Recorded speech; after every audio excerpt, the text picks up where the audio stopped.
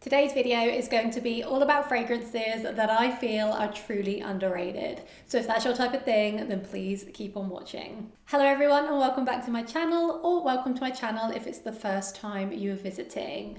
Thank you so much for joining me today. My name is Hayley and I review fragrances. So in today's video, I'm going to be talking about some fragrances within my collection that I feel are truly underrated and deserve a little bit more attention. But before we get started, I would really appreciate it if you could subscribe to my channel. It really helps my channel out and I would love to have you as part of this incredible fragrance community.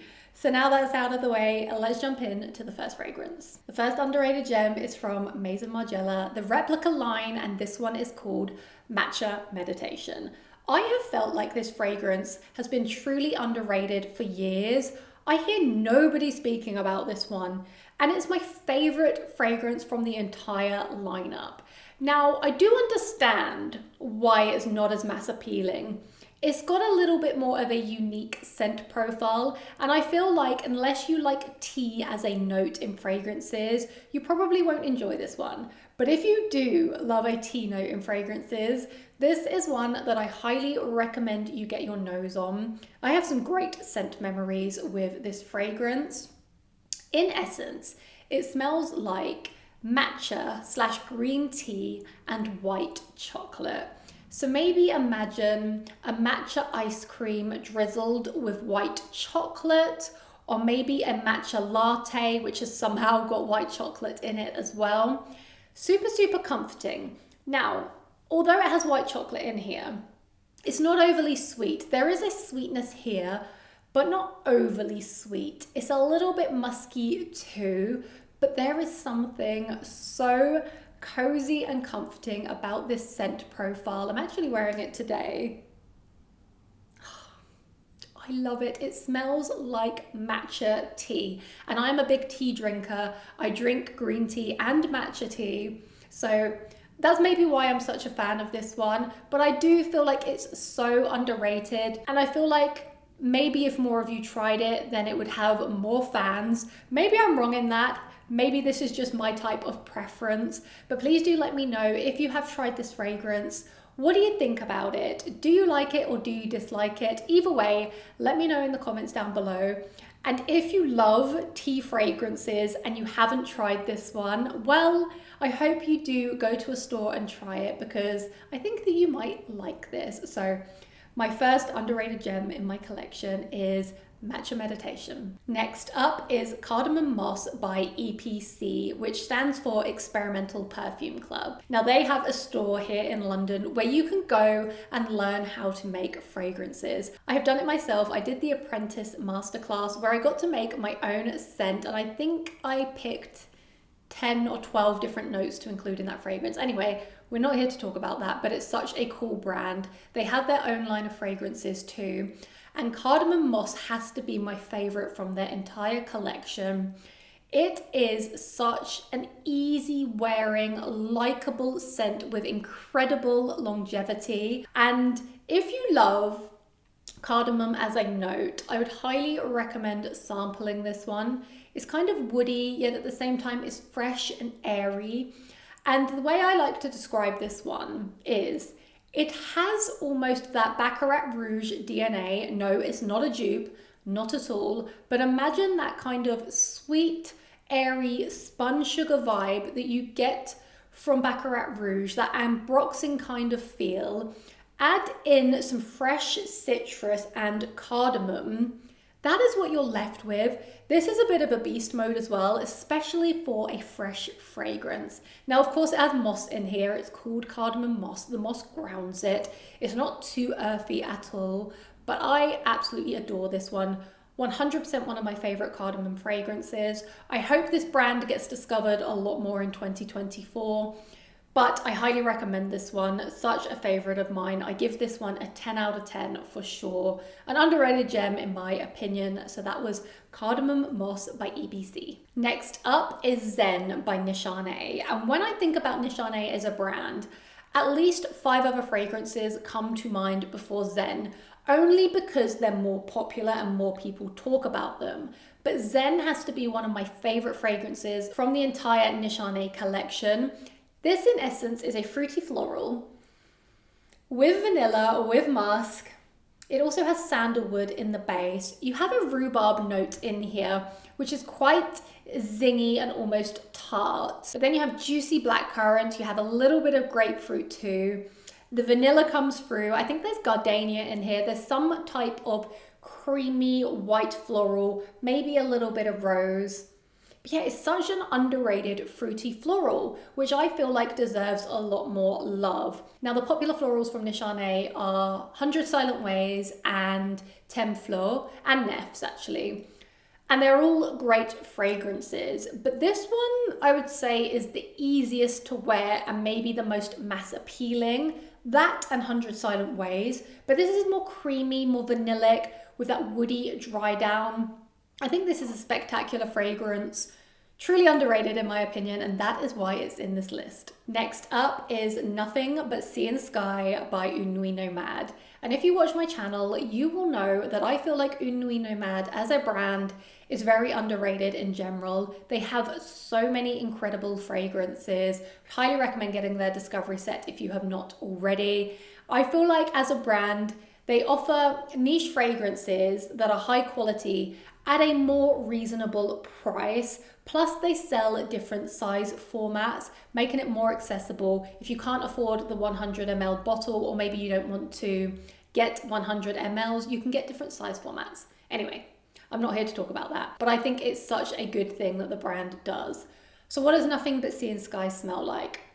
This is a musky sandalwood with a little bit of bergamot up top. It's almost like a clean, fresh fragrance that's very versatile. You can wear this one all year round, but it has a milky quality about it. The sandalwood is very creamy and milky. And if you like fragrances similar to Sunny Side Up by Juliet Has a Gun, I think you will absolutely love this one. It's very inoffensive, almost like Your Skin But Better, but with an amped up touch, because the sandalwood is prominent, but it's very easy and likable. You could definitely wear this one year round. It's so versatile, as I've mentioned, and it's the perfect blend of sandalwood and musk. So I think it's truly underrated. I could have included so many different Nuit Nomade fragrances within this video, but I thought I would add one that I don't talk about as much. I talk about Jardins de Misfit quite a lot on here. I talk about Sugar Leather, Suma Oriental, Sun Bleached, but this fragrance I don't talk about as much, but I do feel like it's underrated and deserves a little bit more love. Next up is Black Dragon by Byron. Now, I feel like this is such an underrated gem from the brand. Mula Mula and The Chronic are probably the two most popular fragrances from the brand, and for good reason. They're both amazing fragrances. I would highly recommend both of those.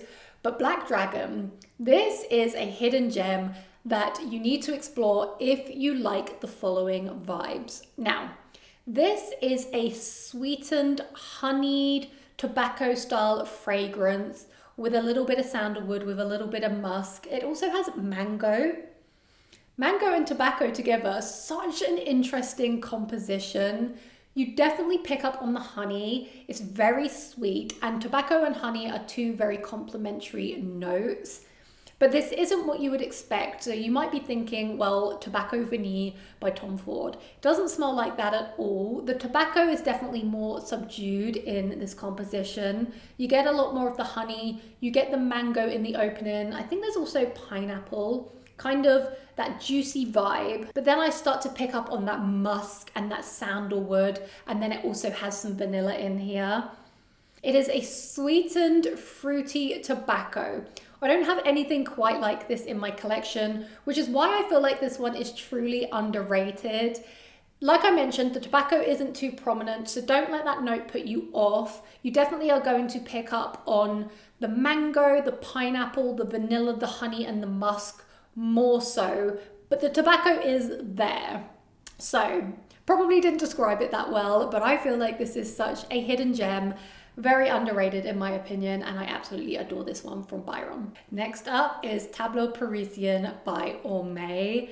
This is very new to my collection, but it blew me away from first sniff. It's definitely a love at first sniff, and it's a very unique scent profile in my opinion. And how incredible is this packaging? I think it's spectacular and very, very unique at the same time. I'm going to find this a little bit difficult to explain how this smells, but I will try my best. But what I will say is it's an incredible mix of vanilla and ginger with tobacco running throughout. There's spices, there's tonka bean, there's tuberose. So gorgeous. There's even a little green touch to it. Oh, this one is spectacular.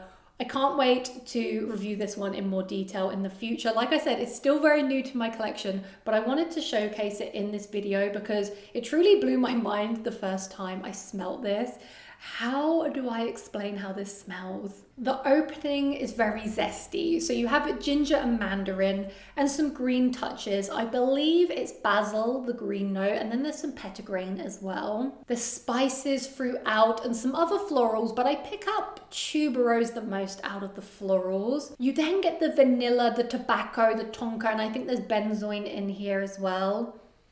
Nothing like this in my entire collection. It's definitely resinous and spicy. So if you can imagine the ginger with the spices and then even the tobacco and the benzoin, it's got this rich, resinous, spicy DNA throughout. But then the florals kind of cut through and give this a unique twist. The vanilla and the tonka bean gives it the sweetness that I crave and desire. And truly, I feel like this one is magnificent. I don't see as many people speaking about this brand, and I can't wait to review this one in more detail, which I will do in the future. But I feel like for this video, I haven't had it long enough yet to give you an in-depth review in terms of how long it lasts, all of that kind of stuff. But yeah, it's definitely an underrated gem. I can't wait to play around with it a little bit more. Have you tried anything from this brand before? I would love to hear your feedback. Let me know which fragrances you like and which ones I should try next. Next up is the Forward by Mind Games. This is such a fresh and juicy fragrance that kind of smells like lemon sorbet to me. It's got this kind of creamy quality.